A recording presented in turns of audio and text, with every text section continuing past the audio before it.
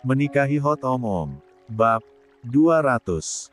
Kamu juga, Mas, ucap perempuan itu lagi. Tangannya bahkan masih sanggup terulur sekali lagi untuk mengusap wajah tampan mantan suaminya tersebut. Tolong kamu juga bahagia.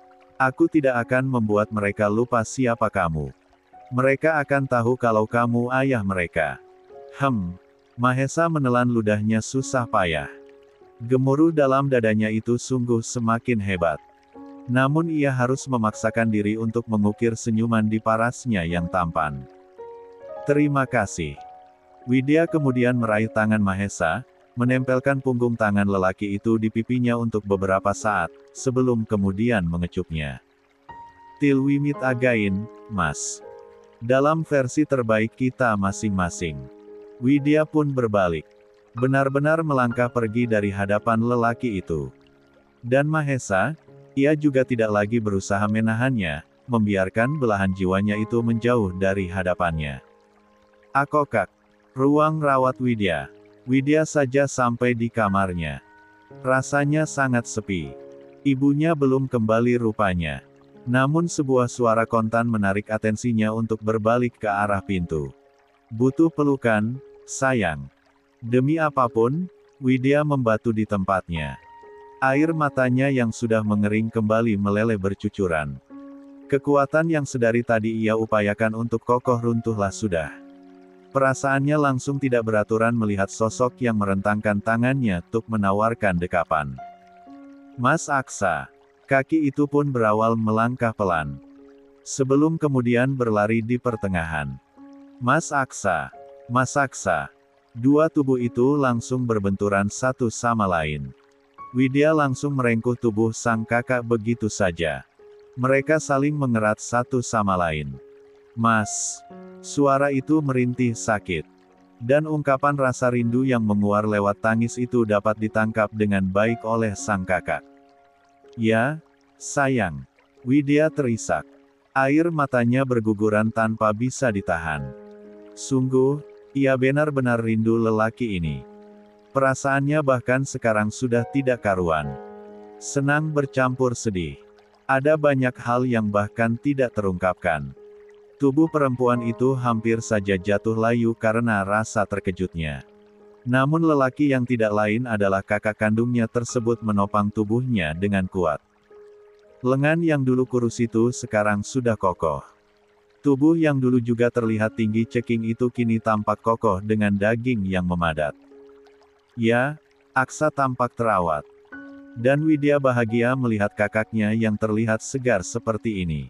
Widya kangen, Mas. Isak perempuan yang mentalnya sudah hancur-hancuran tersebut. Widya kangen. Dada Aksa bergemuruh.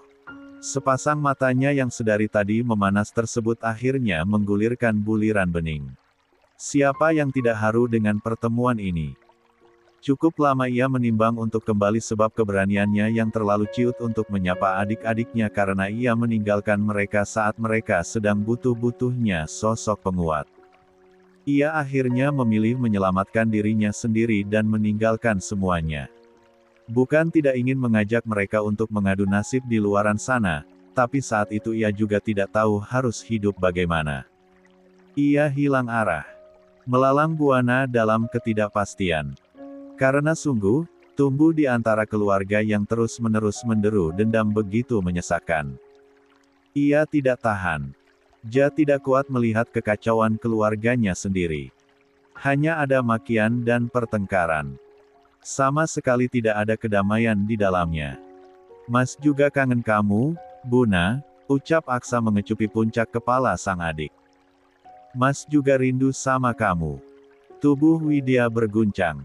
Kedua tangannya semakin memeluk erat sosok yang selalu ia harap bisa menjadi tempatnya pulang.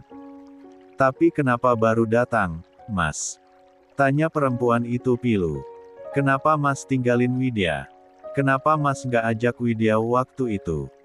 Telapak besar itu setia mengusap kepala belakang Widya dengan lembut. Menumpahkan kasih sayangnya di sana.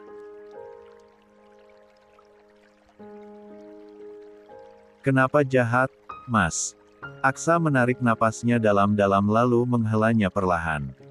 Tangannya masih setia memberikan usapan di punggung adiknya itu. Maafin, Mas, Dek. Maafin, Mas. Widya menggeleng dalam pelukan sang kakak. Nggak mau maafin. Aksa mengecup pundak sang adik. Terkekeh dalam tangisan. Ia tahu Widya tidak benar-benar serius dengan ucapannya. Nggak akan Widya maafin kalau Mas Aksa pergi lagi, cicit Widya. Mas harus tetap di sini jagain Widya. Udah cukup pergi-perginya, Widya nggak mau nggak ada Mas Aksa lagi. Mas harus pulang. Pulang. Bibir Aksa langsung terkatup mendengar kata pulang yang meluncur dari bibir adiknya. Lelaki itu jelas enggan untuk menuruti permintaan adiknya tersebut. Pertama karena jelas ia belum memaafkan orang tuanya. Dan yang kedua, karena ia sudah punya kehidupan sendiri sekarang. Jelas ia harus kembali. Ia berada di kota ini hanya untuk singgah sementara karena urusan pekerjaan. Mas Aksa harus janji. Widya terus mengulangi kata-kata yang sama. Beberapa kali dan tetap saja lelaki itu melakukan hal yang sama. Mas harus pulang, keluh Widya. Pokoknya Mas harus pulang. Widya sedih nggak ada Mas. Widya susah nggak ada Mas. Widya mau dijagain Mas. Tolong janji jangan pergi-pergi lagi. Otak Aksa langsung berpikir dengan keras. Bagaimana ia harus menjawab Widya? Sungguh, kehidupan barunya tidak serta-merta bisa ia tinggalkan. Ia memiliki tanggung jawab yang begitu besar. Ia tentu harus tahu diri sebab kehidupannya sudah diselamatkan. Tidak mungkin dengan tidak tahu diri ia pamit pergi. Mendapati sang kakak tidak menjawabnya, Widya perlahan mengurai pelukannya. Menangkup wajah sang kakak dan menatapnya lamat-lamat. Ia pindai ekspresi tersebut. Penuh dengan kebimbangan. Kenapa? Ucap Widya semakin memaku tatapan sang kakak. Kak Aksa nggak mau pulang. Jelas Widya sudah tahu jawabannya. Namun ia tetap bertanya untuk memastikan. Please, ucap Widya dengan air mata yang kembali meleleh. Pulang, Mas. Kumpul sama kita semua. Papa sama Mama sekarang udah jadi orang tua yang baik. Mereka udah sayang sama kita semua. Keterdiaman Aksa membuat Widya takut. Perempuan itu kemudian kembali merengkuh tubuh sang kakak. Kalau gitu ajak Widya, Mas. Ajak kemanapun Mas pergi. Simpan Widya ke tempat yang aman, Mas. Widya udah nggak sanggup lagi hidup di sini. Widya udah nggak bisa lagi. Semuanya terlalu menyakitkan buat Widya. Jagain Widya, Mas. Aksa pun membalas rengkuhan itu. Memeluk tubuh adiknya sekali lagi. Iya, Mas akan jagain kamu, Bun. Pasti Mas jagain. Makasih, ya, Mas. Makasih udah datang. Iya, sayang. Maaf karena baru sempat datang. Widya menganggukkan kepalanya. Nggak apa-apa. Yang penting sekarang udah ketemu. Sedang asik saling menumpahkan kerinduan, dua buah pasang tangan ikut melingkupi tubuh mereka berdua. Gabung dong, kangen-kangenannya, ucap Mentari menginterupsi. Dimas juga mau gabung. Boleh? Iya. Baik Aksa dan Widya langsung menoleh ke arah saudara dan saudari mereka yang lain. Mereka semua langsung terkekeh saat melihat Dimas ternyata sudah berdiri di atas kursi agar bisa menyamai tinggi kakak-kakaknya. Dimas pun meringis. Menampakkan deretan giginya yang putih. Dasar pendek. Ucap Mentari mencairkan suasana. Kayak kita, dong, Dim. Kakinya panjang. Kan belum tumbuh, ta. Dikit lagi juga tinggi kok. Tata pasti kalah tinggi dari Dimas. Nanti tinggi Aksa pasti bisa kayak Mas Aksa. Mentari menarik gemas pipi sang adik.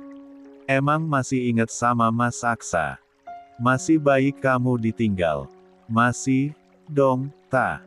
Kan sering lihat fotonya. Sekarang tambah ganteng dari yang difoto. Kayak Dimas gantengnya. Speechless Dimas tuh. Haila udah pinter adek Tata pakai bahasa gaul. Speechless. Hihihi.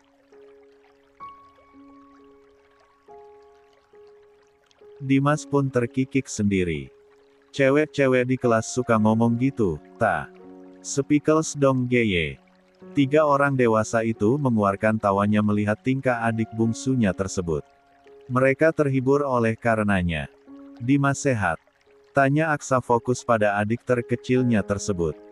Semalaman bertukar cerita dengan Mentari membuatnya banyak tahu tentang kondisi semua anggota keluarganya sekarang. Sehat, Mas. Alhamdulillah. Dimas boleh peluk Mas Aksa? Tentu boleh. Sini. Dimas langsung berhambur memeluk Aksa. Dan Aksa pun mengecupi penuh sayang puncak kepala adiknya tersebut. Boleh ikutan gak? Iya. Tanya Widya menginterupsi Aksa dan Dimas. Bolehlah. Yuk, langsung aja. Nggak usah pakai izin. Mentari di sana yang menjawab pertanyaan Widya. Ayo sini. Aksa pun terkekeh. Merangkum semua tubuh adik-adiknya dan membawa ke dalam pelukan. Hangatnya. Sungguh, hati yang tadinya terasa kecil rasanya kembali utuh. Rasanya mereka tidak membutuhkan apa-apa lagi selain melengkapi seperti ini. Buna jangan sedih-sedih lagi, iya. Celetuk Dimas. Ada kita semua yang jagain Buna. Dan sungguh, ucapan Dimas tersebut malah membuat air mata Widya menetes. Iya, kita semua akan jagain kamu, Bun. Jagoan kita udah 2 sekarang. Kayaknya yang satu udah bisa kalau disuruh berantem. Selalu saja, Mentari selalu bisa mencairkan suasana. Di antara air mata yang mengalir, ada tawa yang menguar. Demi apapun, rasanya mereka sudah cukup sekarang. Bagian hati yang dulu terasa kosong dan hampa kini terisi penuh. Rasanya tidak butuh apa-apa lagi. Tanpa sadar, 2 orang yang berandil besar membuat mereka hadir ke dunia menyaksikan kebersamaan itu. Dari luar ruangan, sungguh, mereka merasa begitu buruk. Merasa tidak pantas menjadi orang tua dari anak-anak yang baik itu. Sungguh, Mas, ucap Anggun meneteskan air matanya. Perasaannya sungguh tersayat. Rasa bersalah itu menguar pekat. Rasanya teriris-iris melihat betapa malang anak-anaknya. Sungguh kita adalah orang tua yang benar-benar merugi. Kita terlalu sibuk saling menyalahkan. Kita terlalu menyia-nyiakan waktu. Kita sudah melewatkan masa kecil mereka yang sangat berharga. Kita hanya bisa menanam penderitaan di benak masa lalu mereka. Kita hanya bisa memberikan trauma. Andai waktu bisa diulang, akan aku jaga mereka baik-baik walau bagaimanapun caranya.